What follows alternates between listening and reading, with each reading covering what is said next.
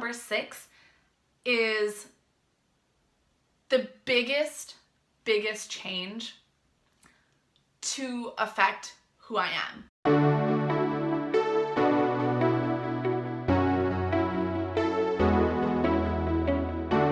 Hey guys, welcome back to my channel. My name is Angie. If you like this video, please make sure to hit that subscribe button down below. It's kind of coming to the end of the year. I've been doing a lot of reflection, trying to figure out what I kind of want for my new year, and also what has really changed me this past year, and what I liked, what I didn't like. And so I put a list together of the 7 habits that really just changed my life this year. So I know this is going to be a long video. Originally, I had just had 7 habits, and then at the very end, I realized I had 1 extra habit that I needed to include. So if this is a video that gets too long for you, I understand, like, our minds are always on 100 different things, but I will link below the start times of like my favorite habits that I think everyone needs in order to be a better person. I hope you stick around for the whole video, so let's go. The biggest habit that I have started, like my umbrella habit, is picking up reading again. I feel like the most growth that I've had comes from like the reading that I've done. And my biggest kind of like aha moments, or like moments of recognizing how I need to better myself, have come from the books that I've been reading. So I do have a video planned for you guys, and the books that I read in 2018 that have changed my life, that is coming soon. I kind of want to talk more about exactly how I perform this habit, because I know that reading, like, a lot of us believe that we don't have enough time to read. And I'm gonna be honest with you, like, I haven't been reading every single day, but instead kind of like what I do is is make sure that I do have time set aside for reading. Because as I've been setting 20 minutes aside every day for reading, some of the times I don't read in those 20 minutes. It's kind of more of like a checking in for myself. Some days I'll pick up a book and I really can't concentrate on anything the book is saying.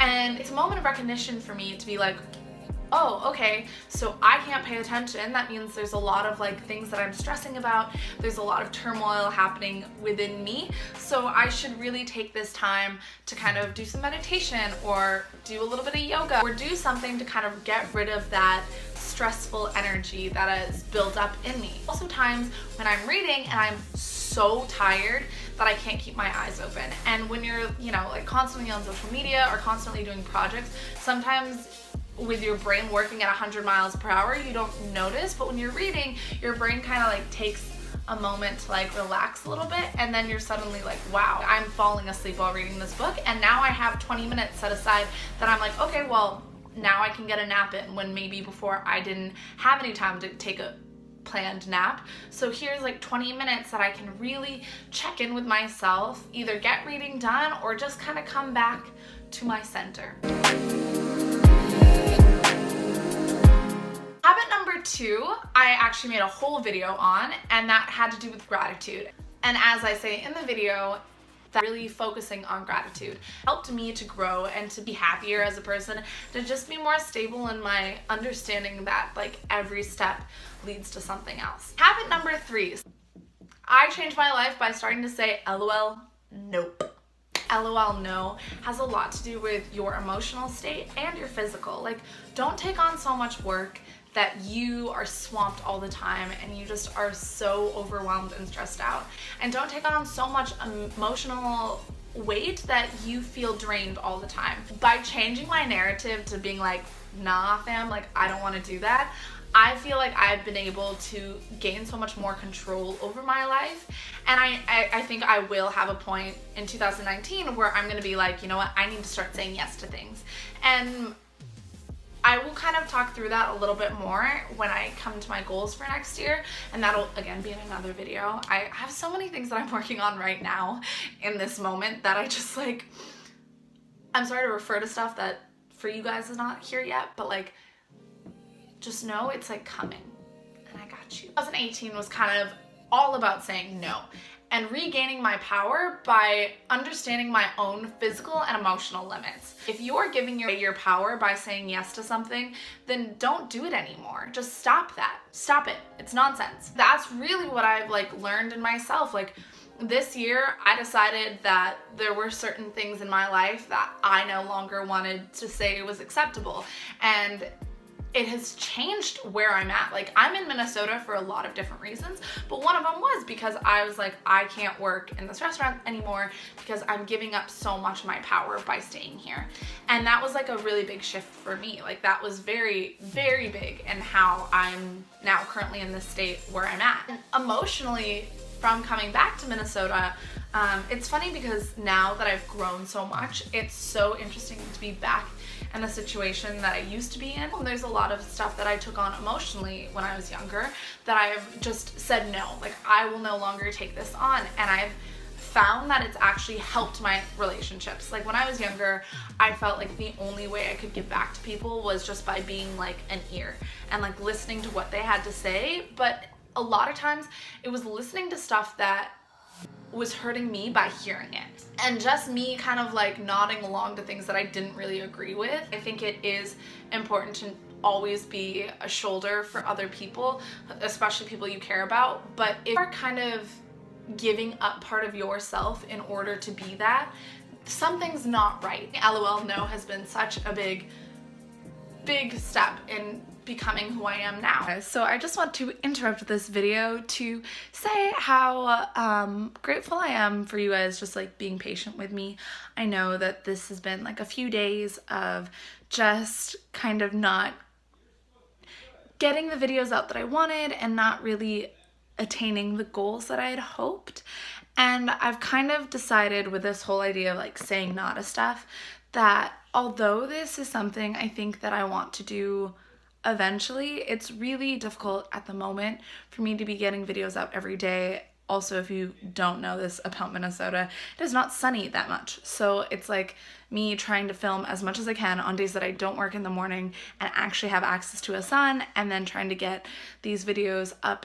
It's just become more than I expected it to be.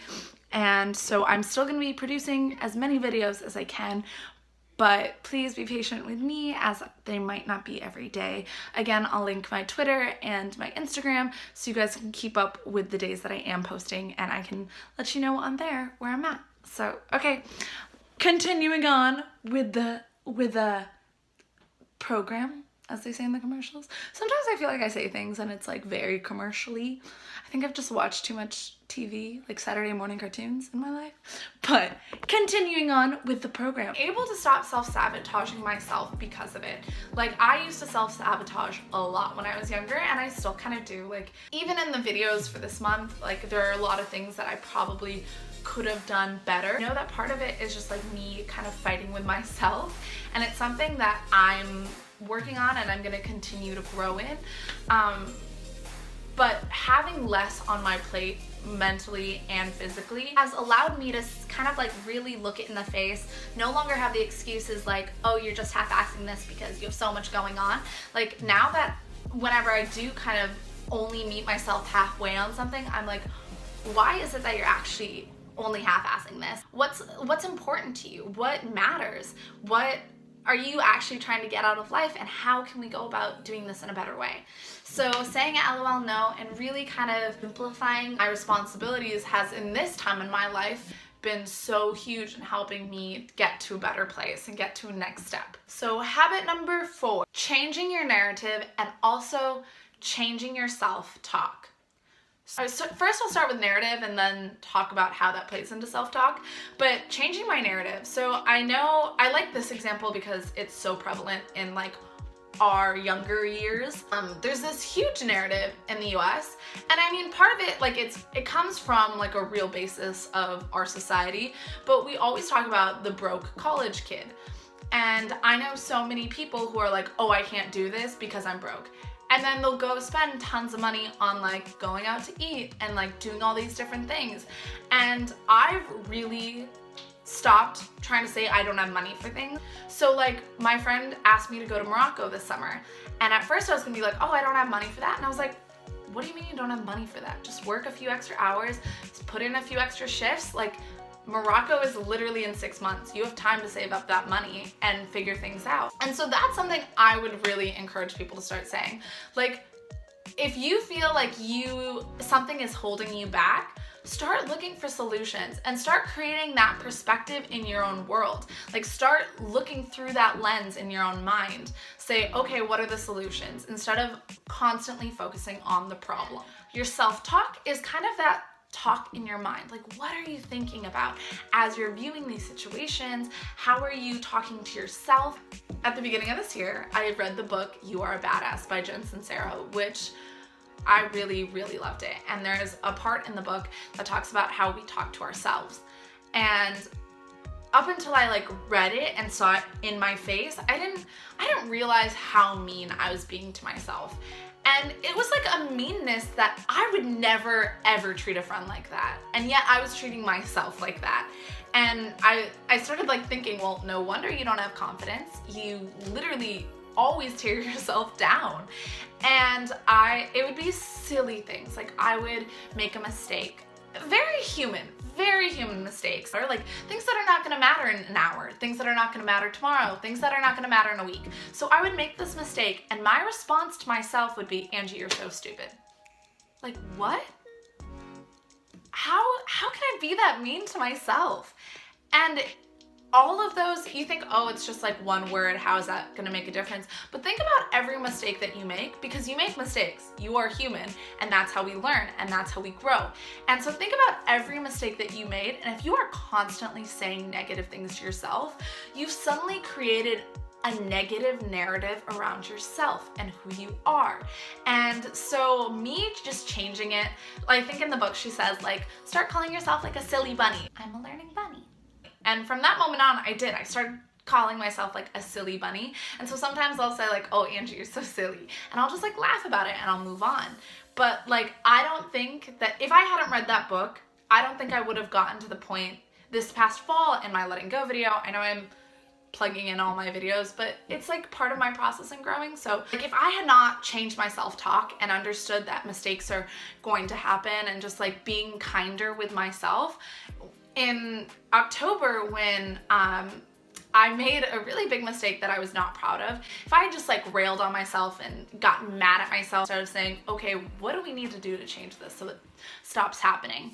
I would not have had such an intense month of growth. I think October was the biggest month of like understanding all my spiritual growth and like really kind of analyzing it all. And part of that was just being able to understand that mistakes are going to happen, and I need to be comfortable with that and just take it for the growth that it offers. And so that's why I think how we talk to ourselves is so important. Always be kind to yourself. Even if there's something that you don't like about yourself, frame it in a way that's sweet. Building your perspective and changing your inner mind and your inner thoughts and your inner talk has been the change in my life that I really, really needed. And I'm so grateful for 2018 to be able to kind of open and allow me to see this. Number 5, it's a goodie but an oldie. It's an oldie but a goodie. So this is social media cleansing. So I started recognizing, now that I've been more on social media, how much of a negative connotation social media gets. And I kind of think it's unfair. I know that like there was a point in my life that I got off social media because I was constantly comparing myself to others, and I was recognizing how unhealthy it was. And I got back into social media because I realized how great an art form Instagram can be and how so many people express themselves in such a creative way on Instagram. And I really like wanted a form of expression to be part of my life. So I got back into it, and when I got back into it, instead of like focusing on the Instagram accounts of things that I didn't have and like wanted, I started focusing on all the Instagram accounts that like motivate me. So now I follow like 20 law of attraction accounts. I don't actually know, I haven't counted them, but like 3 different horoscope accounts, a bunch of motivational accounts, and like ones that kind of like pop up motivational things as you're like scrolling. And then also people who motivate me, but like I'm not comparing myself to. I think that it can take a turn for not healthy very quickly, but as long as you're being like very aware of what you're allowing into your social media feed and into the information that you're processing, it can be so wonderful to have kind of that community, kind of like how you know whether you should get rid of it or not. If you look at it and every time you're like, oh God, I hate this person, get rid of them. I don't care if they're following you and they like everything that you post and whatever it is your reasoning for keeping them around, get rid of them. They're not worth it.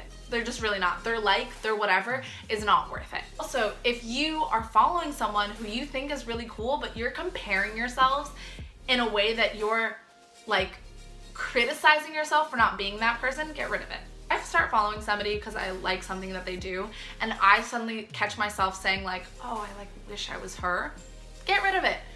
Because that's also not healthy. They should be an inspiration. Like the girls with the great bodies, like sometimes I'm like, okay, that's what I have to work to. But as soon as I'm like, I can't believe I don't have like her nose, or like I can't believe that blah blah blah, like that's when I'm like, okay, out, she's out. It's fine. Like I respect her and everything that she's doing, but for me personally, it's not what's helping me to grow. Number 6. Recognizing what changes my moods. So, and this is something like, I don't want somebody sitting at home to be like, oh my God, she's a girl, she's emotional. No, I'm a Sagittarius, so I'm emotional.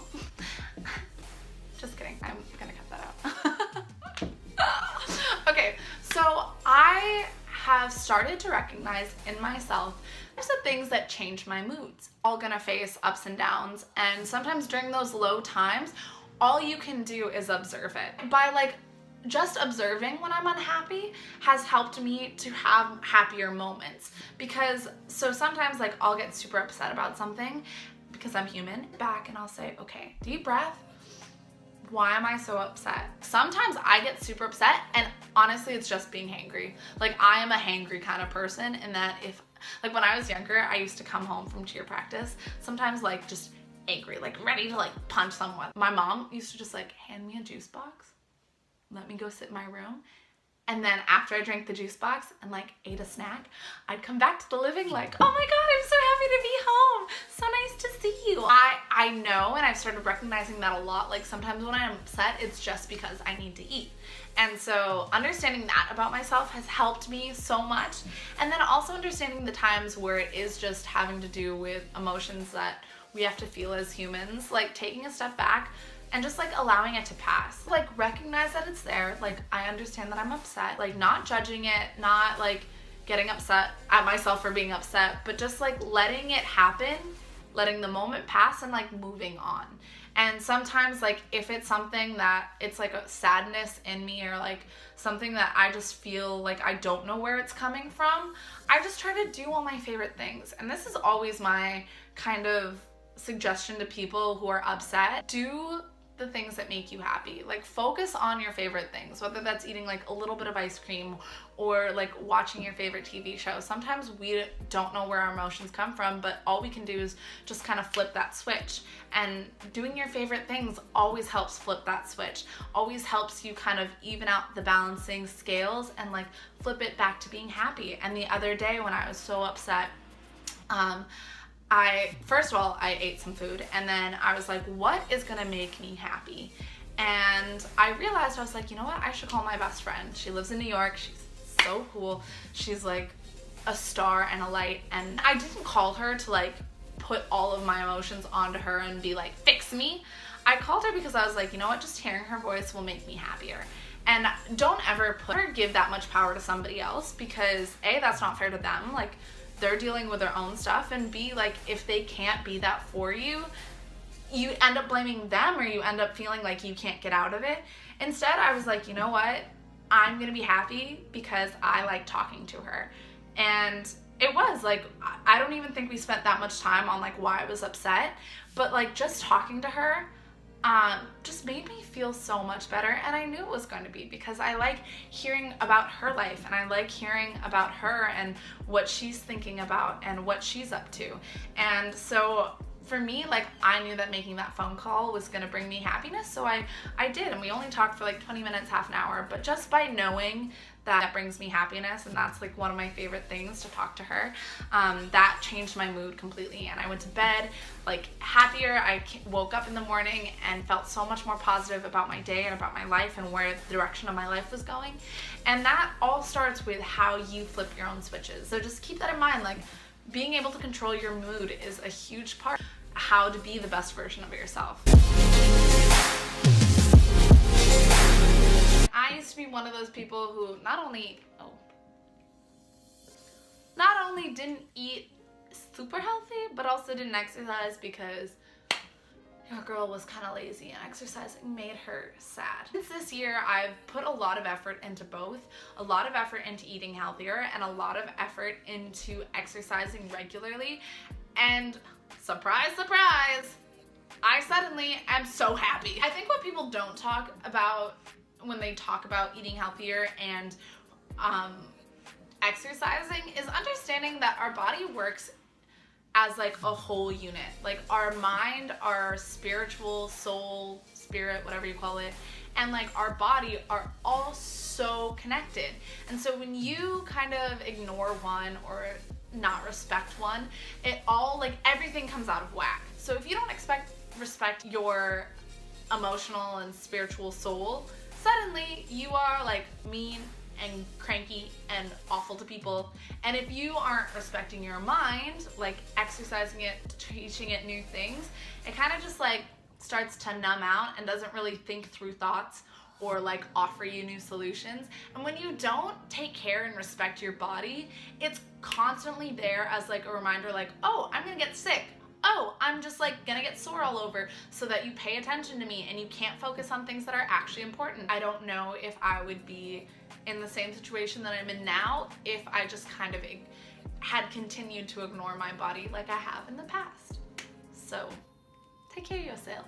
It's my little asterisk addition is understanding that I can be anything that I want to be. I know we hear this all the time when we're kids, but we start to realize as we grow up, it's like you can be anything you want to be in a confined space. Like, you can be anything you want in a box. And I wrote this poem that I want to read to you about this idea. So let me quickly grab it. It's on my phone, which I'm recording on. Give me a second. Okay, and I am back. So I actually have it on my computer. It's called Let's Be Everything. Let's be everything like dittos and nothing like dark matter. Let's make people laugh like taffy and cry like waterfalls. Let's scare the world like clowns and strike fear like the ocean. Let's love like children and mourn like elephants. Let's go on adventures like teenagers and sit like content old folks. Let's grow like trees and be powerful like time. Let's find out everything we can be. And this is like an ode to poetry itself. When I first started writing a little bit of poetry, and I know it's not like perfect, but I put myself in such a box that I was like, well, I can't be a poet. Like, other people are poets and they're so much better and they're just dedicated to poetry, and I'm not just dedicated to poetry. And I was like, why can't we be everything? Why can't we, do anything that calls to us? Why do we put limits on ourselves? And so that's been like something really big. I've written like this whole little book of poetry in that time just because, and like if you follow my Instagram, I'll pop it down again. I do put like a lot of my captions for pictures as baby verses that I've written. And I just like found that it's been so just beautiful to be able to share everything that's part of me. The biggest things that has changed me is just being able to explore who I am and being able to say, okay, well, if that interests me, then I should go after that. So I just wanted to add in that little asterisk point, just because I think that sometimes we do limit ourselves, and I just don't want you guys to do that, because I believe that you have so much to give, and it doesn't have to be in just one area. I don't think it's ever supposed to be. So give everything that you feel like is your calling and feel like interests you, and when you give that to the world, it just shines a little bit brighter. That's my video for today, guys. I hope you really enjoyed it. Leave a comment down below. Let me know what you guys thought. I'm so interested in what you guys have to say. I know I say that every time, but I really am. Please tell me what you think. I just like hearing feedback and like understanding what people do and don't like about my videos. Just trying to grow, continue to grow in this next year and pick up more habits that will make me a better version of myself. So let me know again in the comments down below, and have a great rest of your day. I'll see you guys very soon. I am back on a schedule for creating videos and putting them out. I don't know how much I'll actually end up getting out by the end of December. I've decided not to make any promises, but I do have a lot in store for you guys that I'm so excited to get out to you. So see you guys soon. Bye.